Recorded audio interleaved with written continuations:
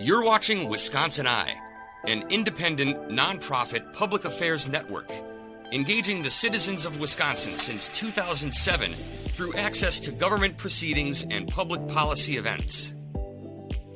All right. Good morning, everyone. I'm Chris Hardy, CEO of the Seven Rivers Alliance, and I'm very pleased that you could join us here today. In 2017, the Seven Rivers Alliance did a very comprehensive workforce development plan to dig into the factors as to why we're short of workers in our area. And surprise, surprise, one of the three main challenges that emerged was childcare.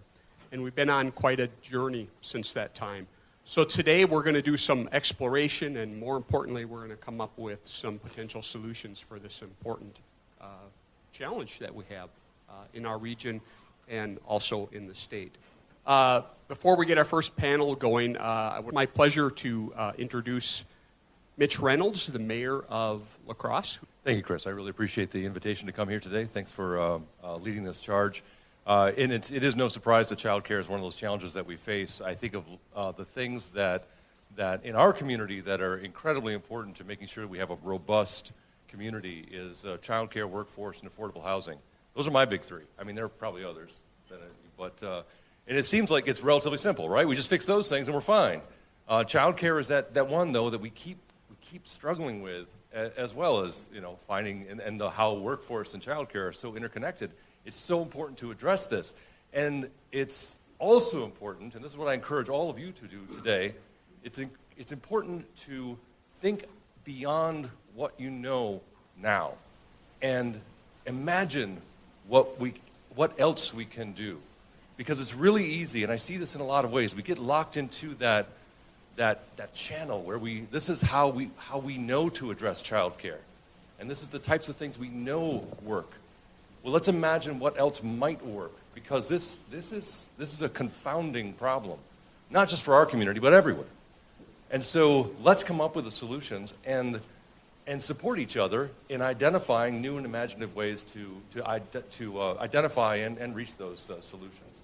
So thank you so much for being here. Thank you so much for your energy on this issue and for investing your time and your efforts in helping us, again, identify those solutions that will help deal with this challenge. This event today would not have taken place without some important sponsors and some people who have done a lot of work behind the scenes to help make this happen. Our co-sponsor, who really did a ton of work to get this thing going, are the folks at Competitive Wisconsin, who have been relentless in their efforts to push to get this going.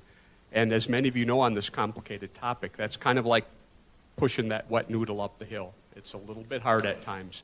But we're here today. We have great turnout here, and we also have a wonderful turnout online. So next, I would like to introduce one of our important partners in this effort, too, and that's Mark O'Connell from the Wisconsin Counties Association. Great. Thank you, Chris. Thank you. As Chris indicated, I am Mark O'Connell of the Wisconsin Counties Association.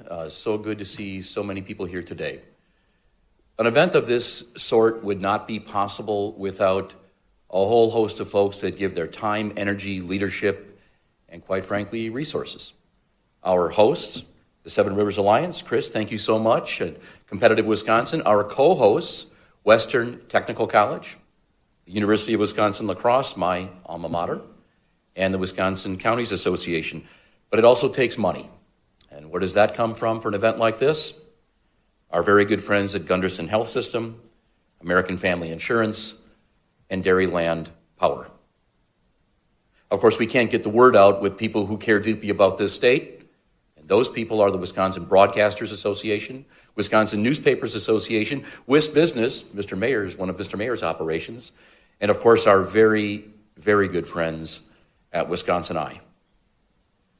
We are here because we care deeply about this state.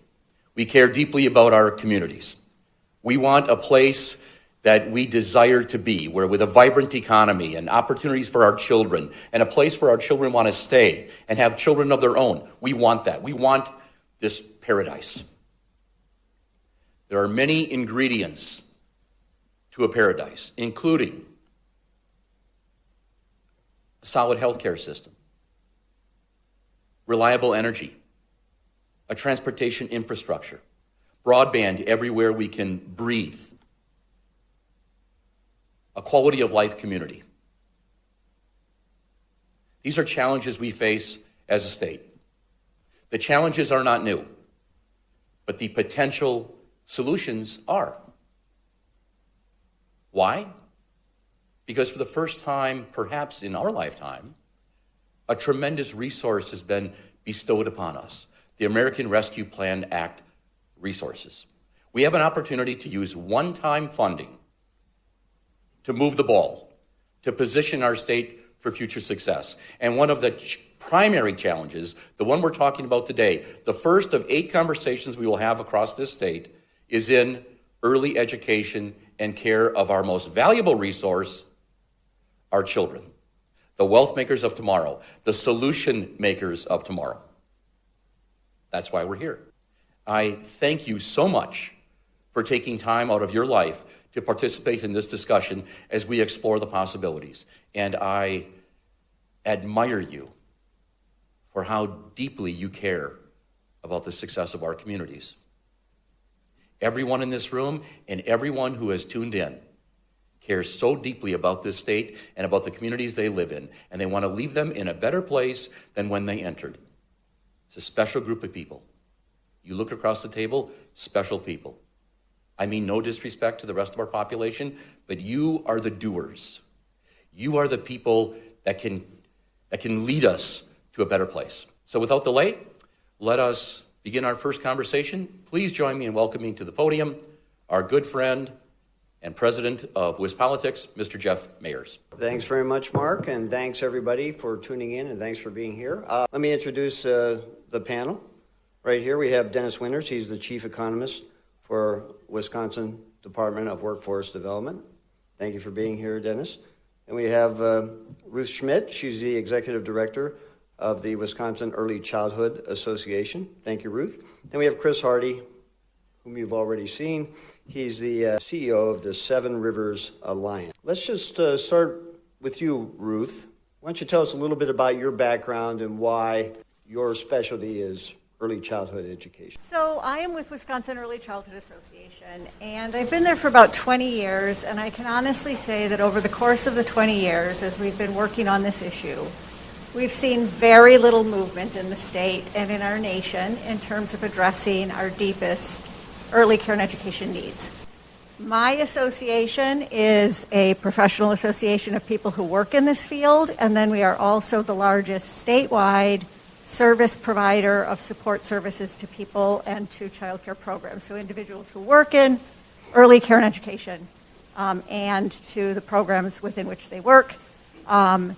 This is a topic that I think has been timely for many years. My fingers are crossed that we'll start to see some movement. There's been movement in D.C. that I think is worth paying attention to. We have to address this. We have to address shortages in child care, and we have to address the fact that the child care workforce needs to be compensated appropriately for the levels of education and experience that they bring to this field. All right. We'll get more into this as time allows. Okay, Chris Hardy. Chris, tell us a little bit about your background and why your organization thinks this is an important issue. Yeah, absolutely. So the Seven Rivers Alliance is a regional economic development group. We believe in collaborative economic development. And when I came to the Seven Rivers Alliance in 2017, we were just finishing that comprehensive workforce development plan. Childcare is an economic development issue, and that is why Seven Rivers Alliance is here today. That's why we've been trying to push this issue. This is a matter of getting workers into the workforce, plain and simple. And we know that because of a lack of childcare and a lack of affordable childcare, we have many parents who are unable to work or are working part-time. If we want our economy to be stronger, we need to have very reliable and affordable childcare to get those workers into the workforce. This is also an issue that crosses into not just economics, but this is also a moral imperative. I believe that we need to take care of the most vulnerable of our citizens, and those are our young children. And this is an issue that requires collaboration in order for us to fix it. I view childcare, it literally is peeling back the layers of the onion, but in between each layer of the onion, there's a burdock that's holding the other layers together.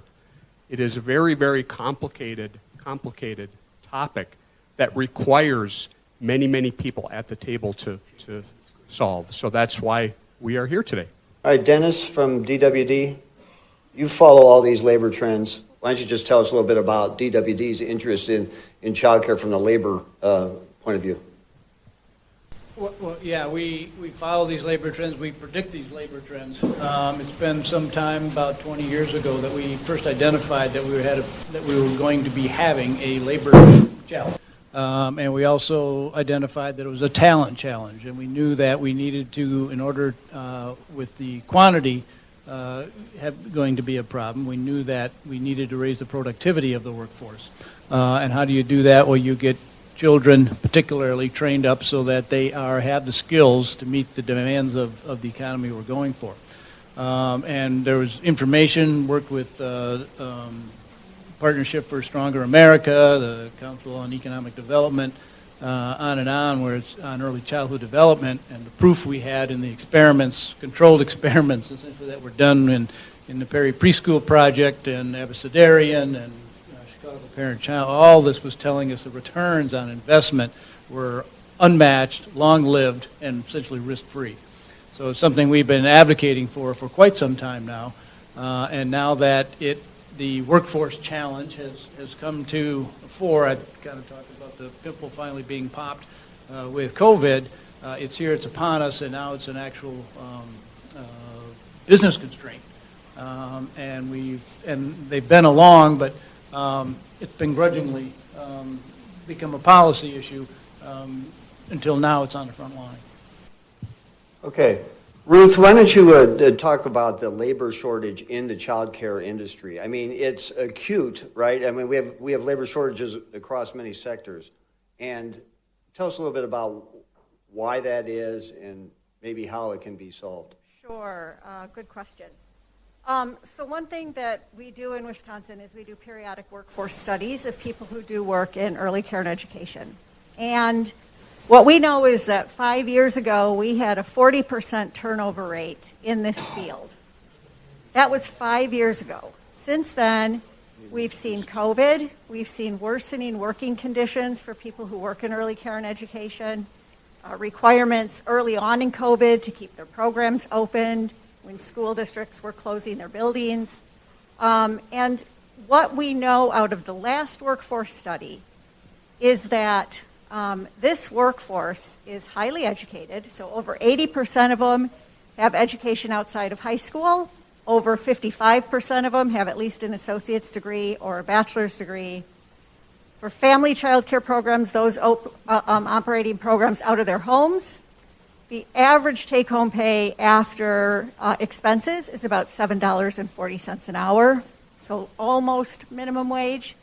And for those who are working in child care centers, it's about $12 to $13, depending on which market you're in. If you're in rural markets, it's considerably lower than that. Urban markets, slightly higher. People who work in this field stay in this field for a long time, despite the fact that they have poverty-level wages. Over 35% of them rely on public assistance. 25% of classroom teachers in child care programs have food insecurity within their own homes as a result of working in low wages. And it's not surprising with those conditions at a time when we see other industries able to raise their wages. We're competing with Quick Trips with Amazon Distribution Center in Milwaukee that pays $20 an hour with a $3,000 signing bonus. It is not surprising that 75% of child care programs in Wisconsin are in the process of trying to hire people. And if they can't hire people, they have to close classrooms, they have to increase wait lists, they have to reduce hours of operation. So this is a real tenacious workforce. They stick around, they're resilient, but at some point, we hit a breaking point with that in terms of what we're asking for them. What would be the level of pay that would, I guess, boost the child care workforce?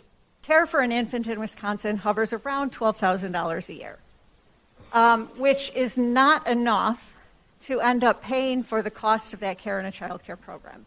The true cost of care needs to be enough to actually compensate the teachers at the level that is commensurate with their education. Our association pushes to move compensation towards parity with our K-12 schools based on education levels. We're not saying that someone who doesn't have a bachelor's degree should get paid comparably with someone with a bachelor's degree. We're simply saying acknowledge the fact that these are educated individuals. So with an associate's degree, we would want to see at least $21 to $23 an hour, and then moving up from there to the bachelor's degree level. And I think the other big piece to keep in mind is the need for benefits. Only 20% of people that work in childcare receive and participate in an employer-sponsored health care plan because they're expensive and there's just not enough revenue coming in to take care of those expenses. All right, Chris Hardy from Seven Rivers Alliance. Chris, what is the impact on the companies in this region in terms of how is the shortage of child care workers, how is the shortage of affordable child care affecting employers? It has a very, very direct impact on our employers. We've done many surveys across the region, and the numbers vary, but we know that there is a significant number of people who have told us that they simply can't work because they can't find child care. It could be as much as 40% of our folks that want to work can't work because they can't find child care. So what's happening for companies is they're spending a significant amount of money to recruit and to try to retain workers because they need the workers. They have workers in their own backyard that are unable to work because they can't find the child care. So the challenge is, how do we get companies to acknowledge that there is a cost? The other cost that we found in surveys is it's the quality of child care that is also a concern. We have parents who have told us that they spend time at work dealing with child care issues, or they're also distracted because they're not sure about is their child safe? Are they having a good day? We know that that has a direct economic impact on our companies when you have workers who are having to spend time on, while they're working, dealing with child care, and also their focus isn't on their work. So we need to acknowledge that there is a cost to our companies, and how can we redirect some of those costs and reallocate them in a more productive manner? How can we create and forge those partnerships where these businesses can understand that, look, there's a reason why some of my employees are showing up late, have to go home early. I mean, we all know the impact that COVID had when parents were scrambling for childcare, having to stay home. It's the same kind of thing that we see when we have a snow day. There's this massive scramble as couples are calling each other to say, hey, can you take a day off work? Can you take the day off work? You figure it out and you get it done, or you call grandma, or you figure it out. That is the challenge that we have, is that ripple effect that rolls through our economy. It is substantial. All right, Dennis, is there a way to document how many people are on the sidelines who haven't joined the workforce because they can't get adequate child care, disruption in early education? Is there a way to document how many people in Wisconsin are sitting on the sidelines because of this? Well, there was a survey out looking at particularly COVID and the disruptions in child care, and about 120,000 children for daycare in the state of Wisconsin. So if you were to call that 30, 40, 50,000 workers then that are unable to report to work because their child is not in daycare. And that was just around COVID. So if there are other reasons that that's not going to happen, affordability, what other barriers are in there, it has a significant impact. across. And if you're already dealing with the shortage of workers and you've got some around, how do you replace them, on the spur of the moment, essentially? So it's definitely a resource, I think, that should be, that businesses are looking at more and more. Okay, so Dennis, let me stay with you about what is the, what's the possible solution here? Is it, we have one-time funding, Mark mentioned that, and we're going to explore that more from ARPA. But I mean, do you view it as a public-private partnership, or should it all be on the private sector, or should it be totally government funded? Can you step outside your government role and offer a solution? I think it's a public-private partnership. We established some years ago the Partnership for Wisconsin Economic Success. It was the first state version of the Partnership for American Economic Success that had been putting a lot of research, 10 years worth of research and policy initiatives and things like that to try to get early childhood development as a national item, and then what we've done in Wisconsin for a state item. To the fact we brought in police, we brought in healthcare people, we brought in teachers, we brought in military. We had a 3-star retired general tell us only 25% of America's youth is qualified to serve in today's military. And we said, sir, he goes, no, sir. He said 25%. We thought he misspoke, right? Thought 75%. But only 25% were qualified for today's military. And it all boils back to the ability of essentially academic success for early childhood development. And the stories, the returns, things like that, where the fulcrum, right, is 8 years old. And I found this out kind of personally with my daughter because she was getting a reading award, and the principal came in and said, this is very important. I'm thinking, yeah, great. But the point he made was that at 8 years old, in third grade, up to then, you learn to read. From then on, you read to learn. So it's 8 years old. That's this fulcrum for academic success, which we know goes on to success for all sorts of other things.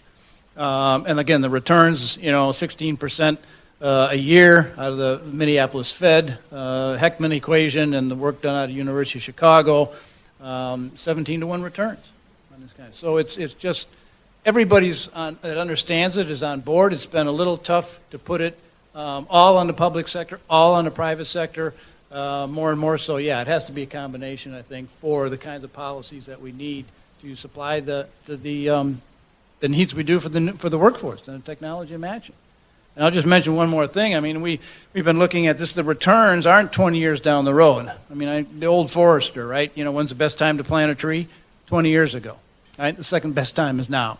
So if we done this when we first identified it, we wouldn't, maybe be at this critical sense. But the returns happen immediately with worker productivity in the workplace, less stress on teachers. I mean, it goes on, and in the immediate and long-term returns also. Chris, why don't you weigh in on, what are the possible solutions? So I think the solutions to this challenge first have to start within your community. Childcare is very local in its nature. There are regulations that obviously apply to all childcare, but there has to be leadership within the community to help guide this important collaborative effort between business and childcare and parents. That's where the conversation has to start, because in some of our smaller communities, we all know that we have massive childcare deserts in our region. In some of our smaller communities, a couple of family care operations that would open up could really make a big difference in that community. In our larger communities, it would be a drop in the bucket. So part of that has to start with how do we use the resources that are there? How can we identify the people that want to be at the table and be part of the solution? I've been part of a group in Jackson County that's been working on this effort for probably 5 years now, and that really has been truly a grassroots effort that has been driven up by people in the community. And so I think that conversation has to begin in the community, and you start there by looking at your various options. Ruth, why don't you weigh in on what you think some potential solutions are? Yeah, so I think the first thing that we all need to agree on is that there's no cheap solution to this. This is going to cost money. Somebody has to pay.